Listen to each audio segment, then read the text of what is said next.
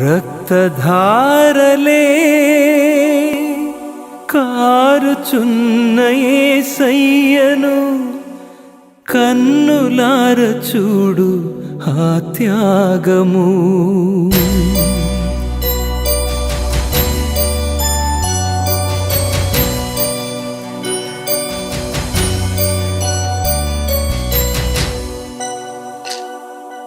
రక్తధారలే కారుచున్న యేసయ్యను కన్నులార చూడు ఆ త్యాగము. రక్తధారలే కారుచున్న యేసయ్యను కన్నులార చూడు ఆ త్యాగము. అది నీ కోసమే, అది నా కోసమే కలువరి పయనం. అది నీ కోసమే, నా కోసమే కలువరి పయనం, కలువరి పయనం. రక్తధారలే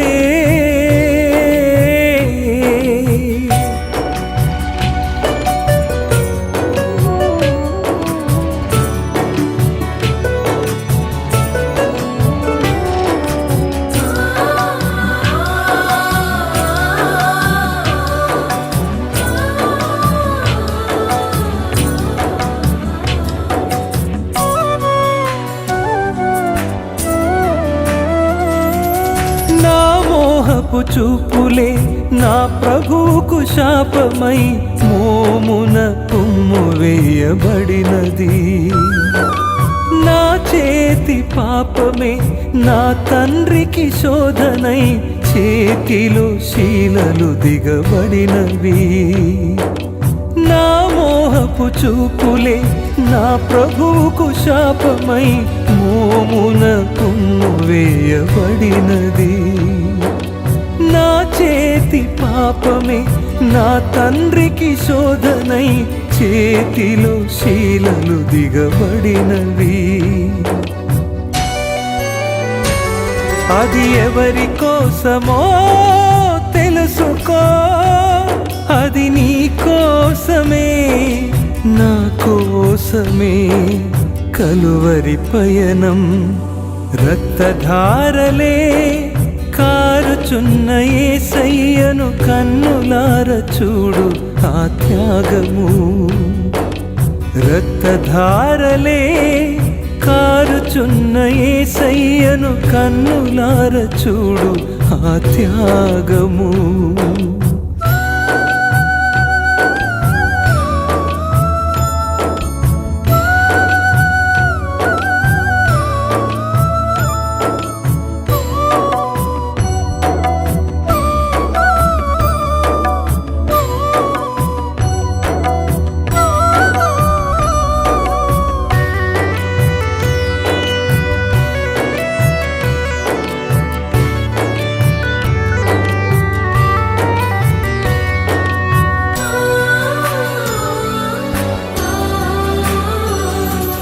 కరుణామయుడు కనికర సంపన్నుని కాళ్ళలో శీలలు దిగబడినవి. నోటి మాటతో స్వస్థతనిచ్చే ప్రభువుకు చేదు చిరకను అందించిరి.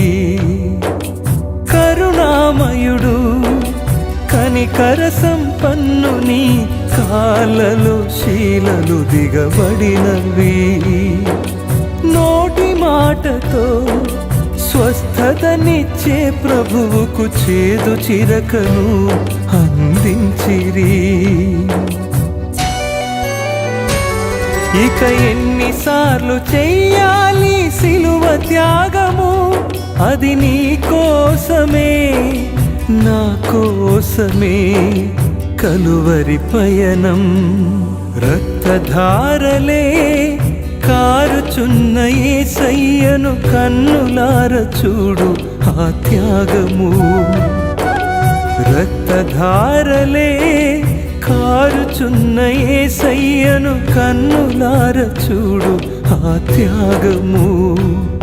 అది నీ కోసమే, అది నా కోసమే కలువరి పయనం. అది నీ కోసమే, నా కోసమే కలువరి పయనం, కలువరి పయనం రక్తధారలే. దేవుని పరిశుద్ధ నామానికి మహిమ కలుగును గాక.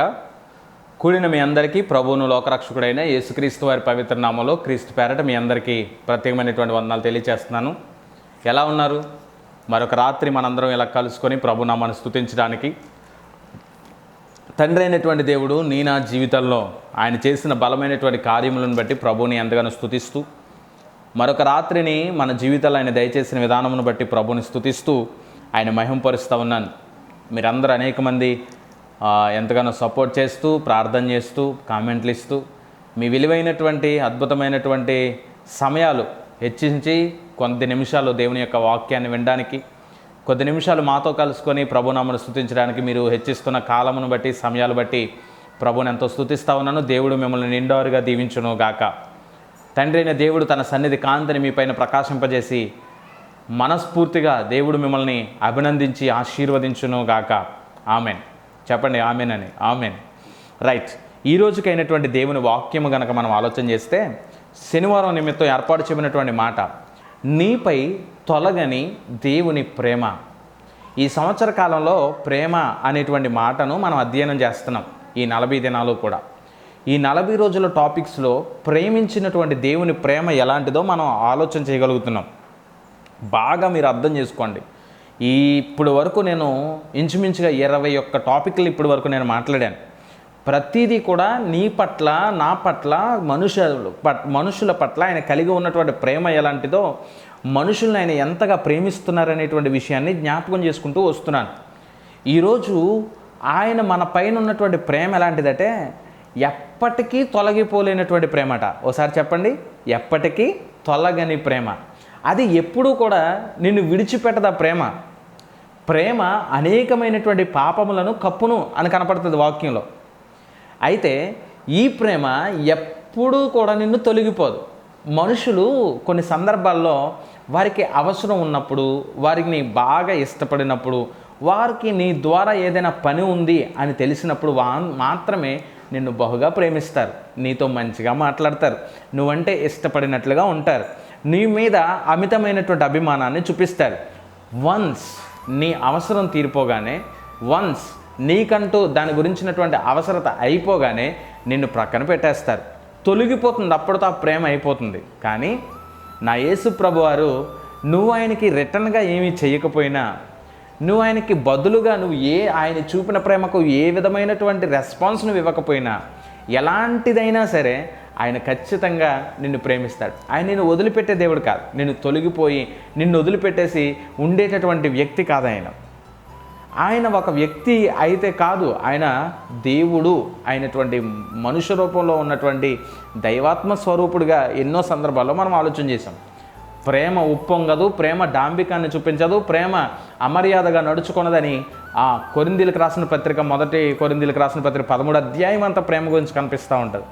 సో అద్భుతమైనటువంటి ప్రేమ లక్షణాలు కలిగినటువంటి సర్వశక్తిమంతుడు, సర్వాధికారి, సర్వోన్నతుడైనటువంటి దేవుడు నీవు నేను ఆరాధిస్తున్నటువంటి దేవుడు. మిత్రమా, ఈ రాత్రి ఆయన చెప్తున్నాడు, నీ మీద నాకున్న ప్రేమ ఎప్పటికీ కూడా తొలగిపోదు, ఎప్పటికీ తొలగిపోదు. అది అసలు ఆయన నన్ను వదిలిపెట్టేసే దేవుడు కాదు.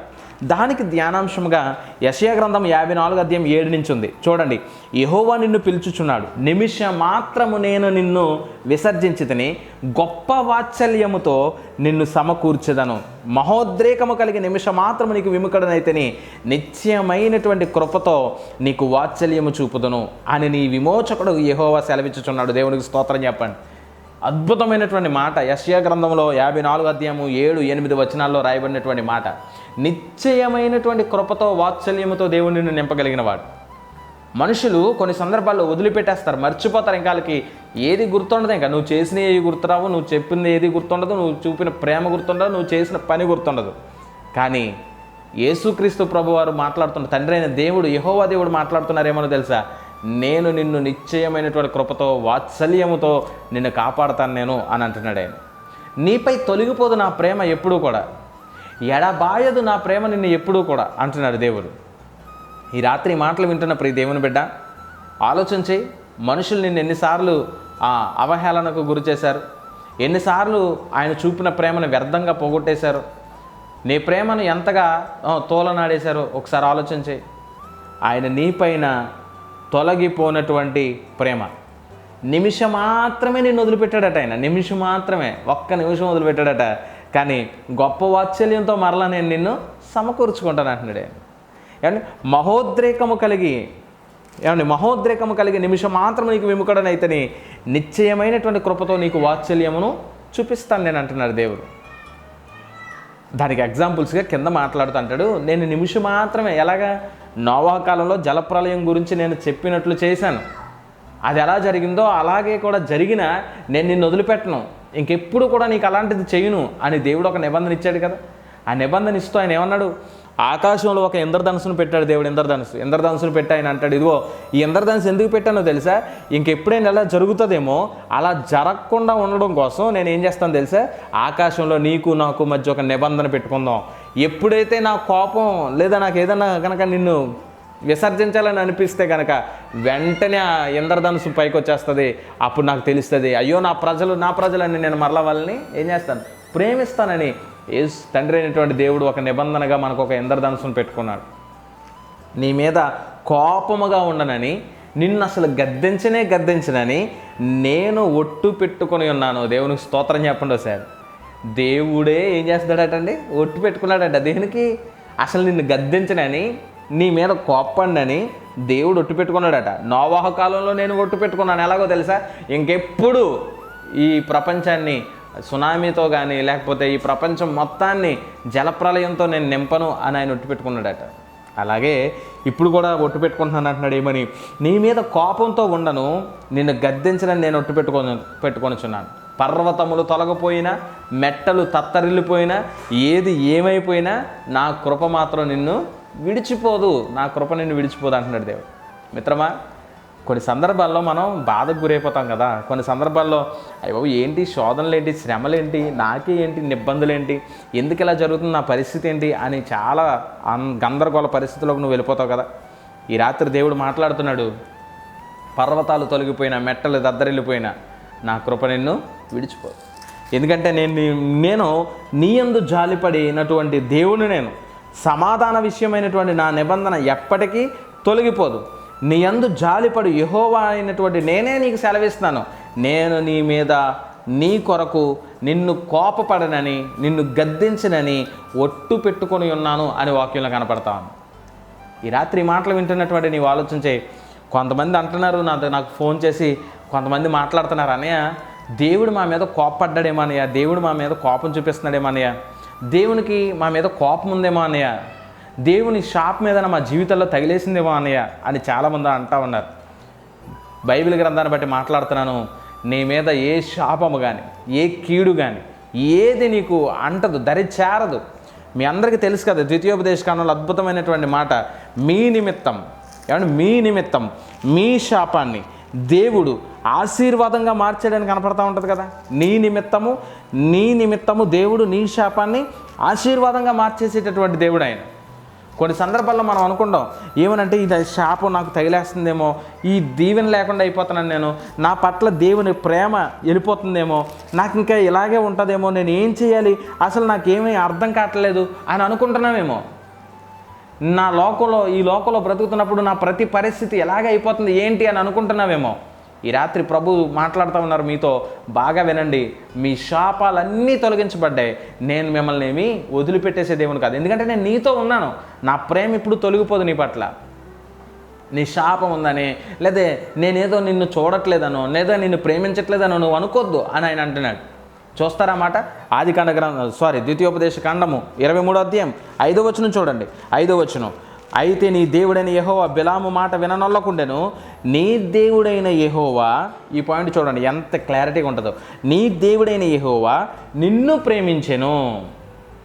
మొదటిగా నీ దేవుడైన యెహోవా నిన్ను ప్రేమించెను గనుక నీ దేవుడైన యెహోవా నీ నిమిత్తము ఆ శాపమును ఆశీర్వాదముగా మార్చును. దేవునికి స్తోత్రం చెప్పండి. నువ్వు అనుకుంటున్నావు కదా, దేవుడు నన్ను వదిలిపెట్టేసాడేమో, నాకు శాపం తగిలేసిందేమో, నాకు కీడు వచ్చేస్తుందేమో, దేవుని ప్రేమ నా పైన ఉందంటారా? వెళ్ళిపోయి ఉంటుంది నా మీద నుంచి దేవుని ప్రేమ. అప్పుడు సౌలు తిరుగుబాటు చేస్తే ఎలా వెళ్ళిపోయిందో అలా నేను పాపం చేయడం బట్టి వెళ్ళిపోయిందేమో, అలాగా వెళ్ళిపోతుందేమో అని అనుకుంటుంటే, మొదటిగా యెషయా గ్రంథం నుంచి దేవుడు మాట్లాడాడు, నీ మీద నా ప్రేమ ఎప్పుడూ మారిపోదు, నిమిషం మాత్రం వదులుతున్నాను అంతే, కానీ కృప వాత్సల్యత నీ మీద చూపిస్తున్నాను, అమితమైనటువంటి ప్రేమను చూపిస్తున్నాను. నా పర్వతాలు తొలగిపోయినా, మెట్టలు తొలగిపోయినా, ఏది ఏమైపోయినా నేను మాత్రం నిన్ను, నా కృప నిన్ను విడిచిపోతాను. అంటే ఆయన నిన్ను శాపం నుంచి విడుదల చేసేస్తాడు. ఆయన ఇక్కడ వాక్యం కనపడుతుంది కదా, నీ దేవుడైన యెహోవా నీ నిమిత్తము, ఏమండి, నీ దేవుడైన యెహోవా నీ నిమిత్తము నిన్ను ప్రేమించాడు గనక నీ నిమిత్తము ఆ శాపాన్ని ఆశీర్వాదంగా మార్చేస్తాడు. నీ మీద శాపమే మేలుబడి చేయదు, నీ మీద ఏ కీడు వేలుబడి చేయదు. కొంతమంది అడుగుతున్నారు నన్ను, అనయ్య మా జీవితాల్లో శాపం ఏలుబడి చేస్తూ ఉందనయ్య, అనయ్య మా జీవితాల్లో పాపం ఏలుబడి చేస్తూ ఉందనయ్య, అనయ్య మా జీవితాల్లో దేవుని కృప లేదేమో అన్నయ్య అని అడుగుతున్నారు నన్ను. దేవుని ప్రేమ మాకు తగ్గిపోయినట్టుందనయ్య, ఏం చేయాలో మాకు అర్థం కావట్లేదని, నిమ్మకాయలు కనిపిస్తున్నాయి, అవి కనిపిస్తున్నాయి, ఈ కనిపిస్తున్నాయి అని రకరకాల మాటలతో నన్ను అడుగుతూ ఉన్నారు.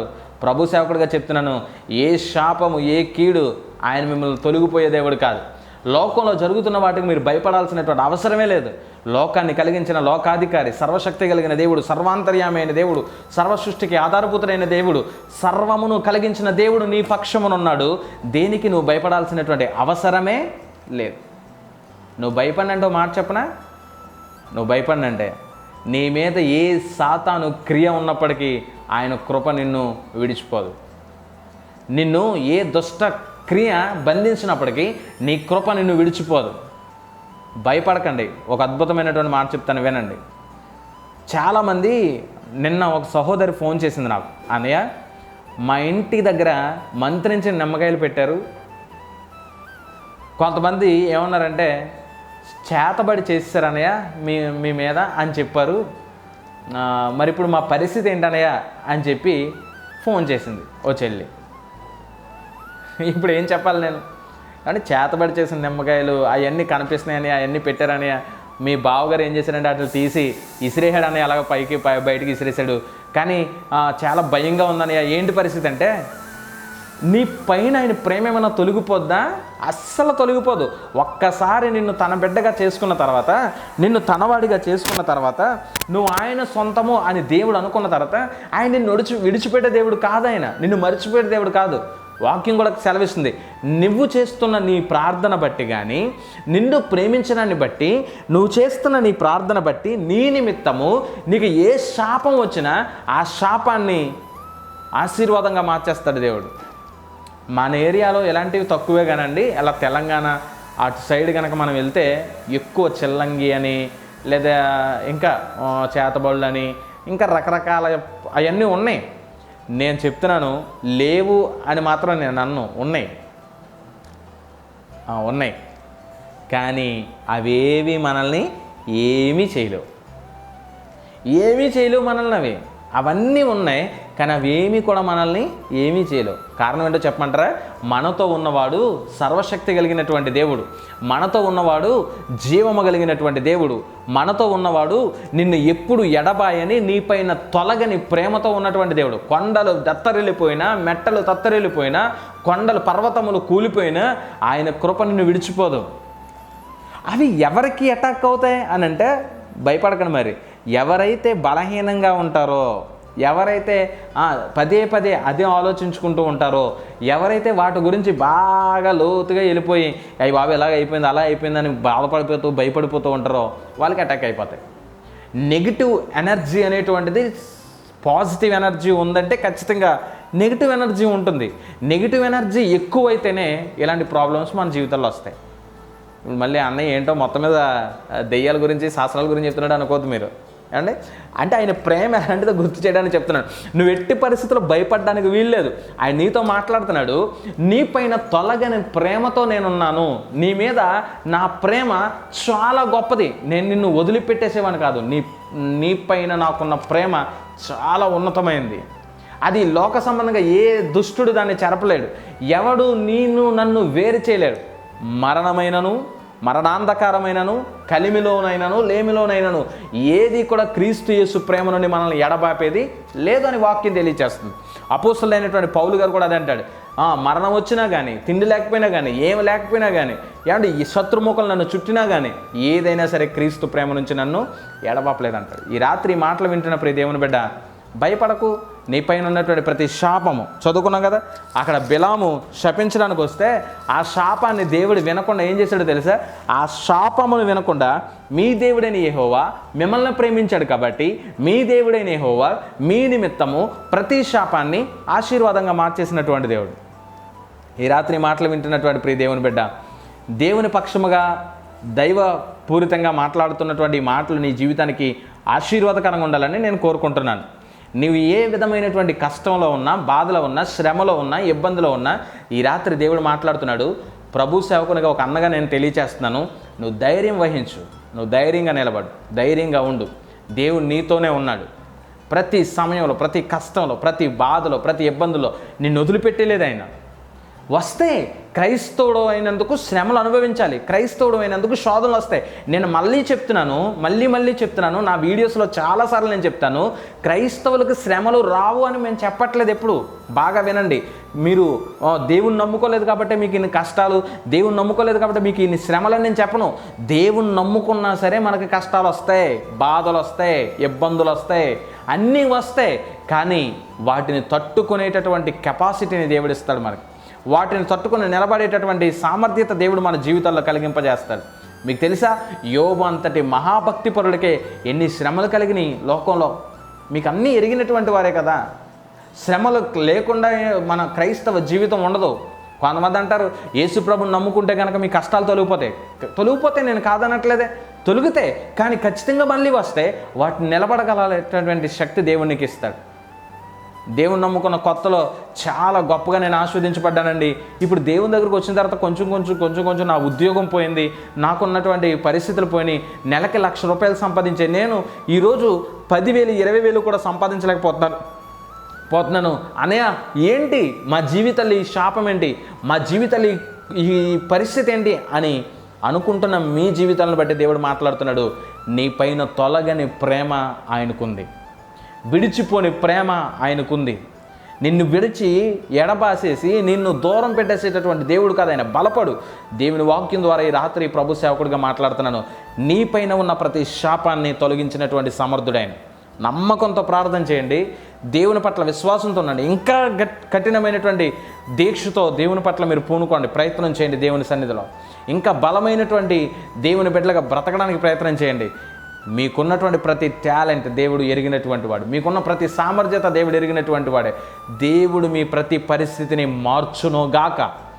ఈ రాత్రి మాటలు వింటున్నటువంటి మీ జీవితాల్లో ఏదైతే సమస్యలు మీరు ఉన్నారో నాకు తెలియదు, కానీ ప్రభు సేవకుడికి ఒక అన్నగా మాట్లాడుతున్నాను ప్రేరణతో. ఆయన నీ పైన తొలగినటువంటి ప్రేమ ఆయనకుంది. నిన్ను విడిచిపెట్టేసే ప్రేమ కాదైంది.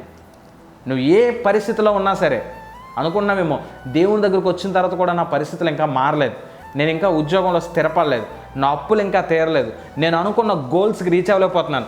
నాకన్నా ముందు దేవుని నమ్ముకోలేని బిడ్డలే రీచ్ అయిపోతున్నారు. వాళ్ళు యేసుప్రభు అంటే తెలీదు, రక్షణ అంటే తెలీదు, బాప్తిసం అంటే తెలీదు, అసలు దేవుడు అంటే ఏంటో తెలీదు. అలాంటి వాళ్ళు బాగా ఉన్నత స్థానానికి వెళ్ళిపోతున్నారు. నేను మాత్రం ఇంకా ఎక్కడే ఉన్నాను, దిగిపోతా ఉన్నాను ఇంకా కూడా అని ఆలోచన చేస్తే అనుకుంటున్నావేమో నీ మీద చాప మీద నాకు ఏలుబడి చేస్తుందని, అనుకుంటున్నావేమో నీ మీద కీడేమైనా ఏలుబడి చేస్తుందని, అనుకుంటున్నావా నీ మీద ఏదైనా అంధకార శక్తి నిన్ను పట్టుకుందేమోనని.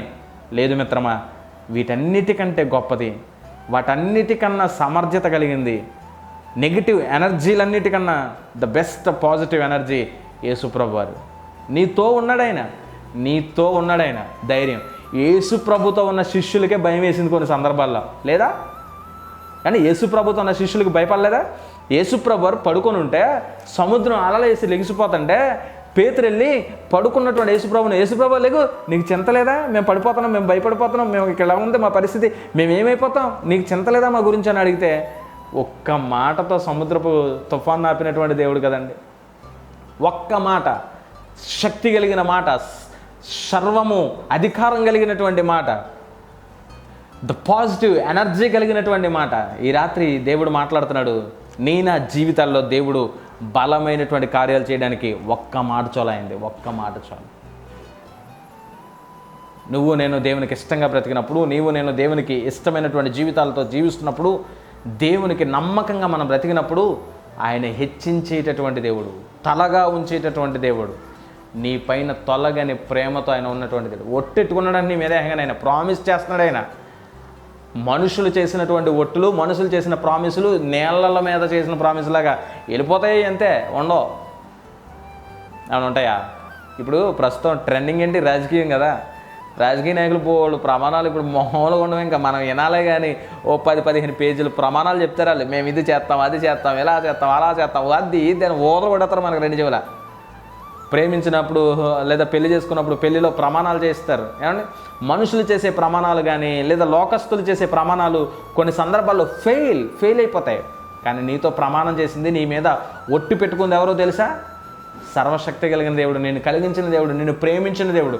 నీ పైన నేను తొలగిపోనయా, నిమిషం మాత్రం నిన్ను వదిలిపెట్టాను, కృపతో నేను నిన్ను ఆదుకుంటాను, వాత్సల్యత చూపిస్తాను, నీ మీద ఎంత ప్రేమ ఉంది నాకని ఆయన తెలియచేస్తున్నటువంటి దేవుడు. ఈ రాత్రి మాటలు వింటున్న ప్రియ దేవుని బిడ్డ, ఒక్కసారి ఆలోచించాయి. నీ పైన తొలగని ప్రేమతో వాత్సల్యంతో ఉన్నటువంటి ఆ దేవుణ్ణి మనసారా హృదయపూర్వకంగా కనుక నువ్వు ఇష్టపడగలిగితే, మనస్ఫూర్తిగా దేవుని మీద నువ్వు ఆధారపడగలిగితే, ఆయన అంటున్నాడు, నీ మీద కోపపడను, నేను అసలు నిన్ను గద్దించను అని నేను ఒట్టు పెట్టుకున్నాను, ప్రామిస్ చేస్తున్నాడు దేవుడు. ఆయన నిన్ను ప్రేమించి ఆశీర్వదించి నీకున్న ప్రతి దాన్ని తొలగించి నీ ప్రతి ఇబ్బందులైన తోడుగా నిలబడేటటువంటి దేవుడు అని తెలియచేస్తూ నా మాటల ముగింపులను తీసుకొస్తున్నాను. ధైర్యంగా ఉండు. ఆయన నీ పైన తొలగినటువంటి దేవుని ప్రేమ ఆయనకుంది. నీ మీద ఎప్పటికీ కూడా విడిచిపెట్టని ప్రేమ ఆయనకుంది. ఆ ప్రేమ రాజ్యానికి అద్భుతమైనటువంటి కుమారుడుగా కుమార్తెగా నీవు నేను ఉండాలని మనసారా కోరుకుంటా ఉన్నాను. ముఖ్యంగా మరొకసారి తెలియచేస్తున్నాను, మీ ప్రతి శాపాన్ని ఆశీర్వాదంగా మార్చినటువంటి దేవుని ప్రేమ అది. ఆ ప్రేమకు లోబడండి.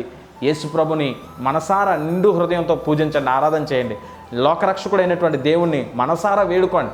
ఆయన నీ కొరకు నా కొరకు కలువరి శిలువలో ప్రాణత్యాగం చేసిన దేవుడు. నిన్ను నన్ను ప్రేమించి లోకానికి దిగివచ్చి అయిష్టితమైనటువంటి లోకంలో ఏమండి మానవుడిగా, కడు బీదవాడిగా, ఎందుకు మనుషుల చేత ఛేదరించబడినటువంటి వాడిగా, అనేక మందికి ఎన్నిక లేనటువంటి మనిషిగా బ్రతకడానికి ఈ లోకానికి వచ్చి నిన్ను నన్ను ఎన్నికైన వారిగా, ధనవంతులుగా, దరిద్రులో ఉన్న మనల్ని ధనవంతులుగాను, పాపలో ఉన్న వారిని నీతిమంతులుగాను, చీకట్లో కూర్చున్న వారికి వెలుగు కలిగే విధంగా దేవుడు మనల్ని తయారు చేసి ఆయన రాజ్యానికి వారసులు చేసుకోవడానికి ఇష్టపడ్డాడు కాబట్టి ఈ లోకానికి వచ్చాడు. నీపైన తొలగని ప్రేమతో ఆయన కలువరి శిలువలో ప్రాణత్యాగం చేశాడు. అటువంటి ప్రేమను వృధాగా నువ్వు పోగొట్టుకోవద్దు. ఆయన తోడు లేడు అని నువ్వు అనుకోవద్దు. నీతో ఎప్పుడు ఉన్నాడు ఆయన నీతో ఉంటాడని మనసారా తెలియచేస్తున్న మాటలు ముగిస్తున్నాను. పరిశుద్ధాత్మ దేవుడి వినికిడిలో ఈ మాటలు దీవించును గాక. ఆమేన్. ప్రార్థన. పరిశుద్ధమ నమ్మకమైన మా ప్రియ పరలోకపు కన్న తండ్రి, నీ ఘనమైన శ్రేష్టమైన ఉన్నతమైన నామమున వందనాలు. ఈ రాత్రి నీ పిల్లలకు కొన్ని మాటలు వినిపింపజేశాను స్వామి. విన్న ప్రతి మాట వారి జీవితాల ఆశీర్వాదాన్ని దయచేయండి. యేసు నామములో కార్యము సఫలము చేయండి నైనా. వారి జీవితాల్లో ఉన్నటువంటి ఆ శాపాలన్నీ తొలగించండి. మరి ముఖ్యంగా నైనా నువ్వు మా పైన తొలగని ప్రేమతో, నిత్యమైనటువంటి కృపతో, వాత్సల్యంతో ఉన్న దేవుడు అని నీ వాక్యం ద్వారా మేము విన్నాం. అయ్యా, మా మీద ఉన్న ప్రతి శాపము ఏలుబడి చేస్తుందని అంధకార చీకటి శక్తులన్నీ యేసు నామములో విడుదల దయచేయండి. ప్రతి కుటుంబాన్ని దీవించండి. కుటుంబ సభ్యులందరినీ పేరు పేరుని దీవించండి. వారు కోరుతున్న కోరికలు సఫలత దయచేయండి. ఏవైతే అవసరతలు ఉన్నాయో వాటన్నిటిని తీర్చండి. ఈ వాక్యం విన్న ప్రతి బిడ్డను నిండారుగా దీవించి బ్లెస్ చేయమని మా దేవుడు, మా ప్రభు రక్షకుడైన యేసే నామములో ఈ ప్రార్థన అడిగి వేడుకుంటున్నాము తండ్రి. ఆమెన్. దేవుడు మిమ్మల్ని దీవించును గాక. ఆమెన్.